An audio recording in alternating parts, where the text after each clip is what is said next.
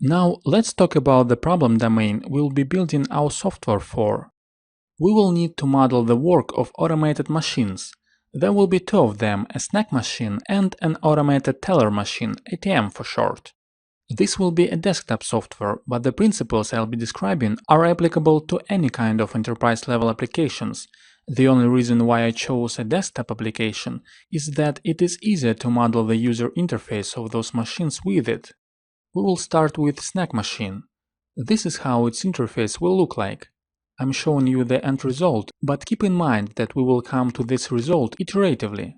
Also, our primary focus in this course is not the user interface itself or desktop technologies, so don't pay too much of attention to the visual representation. I'm definitely not a great user interface designer.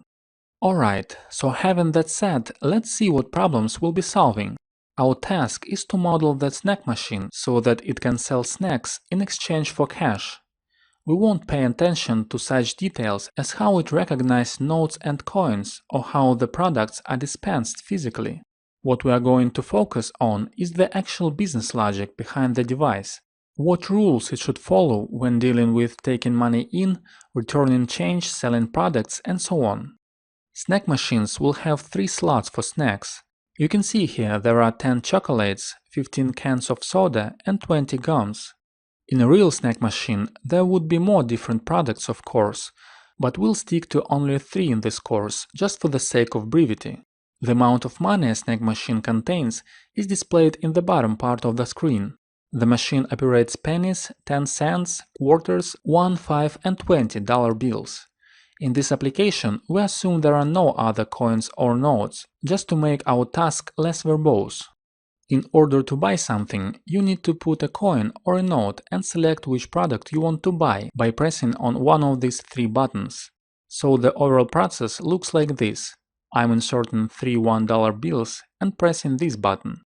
After that, you can see that the number of chocolates is decreased by 1. We will reveal the details of the requirements as we start implementing the snack machine functionality. For now, I hope you get the overall idea behind it.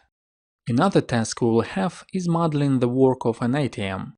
Here, a user can withdraw some cash from their bank account with a small fee. For example, I can take $1 and you can see that the number of $1 notes inside the ATM is decreased. And finally, we will need to move the accumulated cash from ATMs to snack machines and also keep a record of the balance we have after all charges made by our ATMs. So this is the project we'll be working on in this course.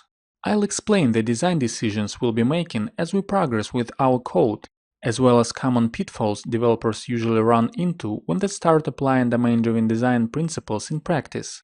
As we evolve our application, we will come up with different DDD notions gradually.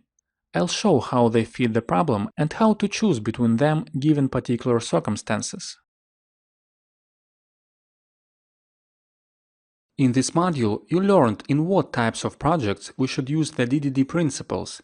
You also saw a quick overview of the core software design principles, such as YAGNI, which stands for implementing only the functionality you need right now, and KISS, which proposes the use of the simplest solution possible.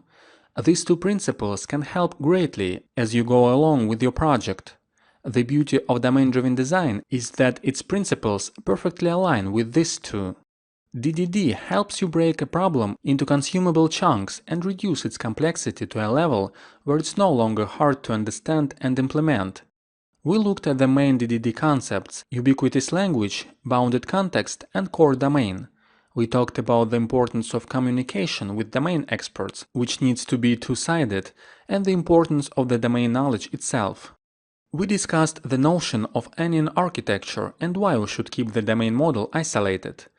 We also looked at the pragmatic approach to unit testing, which gives us the best return of investments. Alright, the development is about to start now. The best way to learn how to solve problems with DDD is to actually solve one, so be prepared to dive into the problem domain in this course and walk through it with me.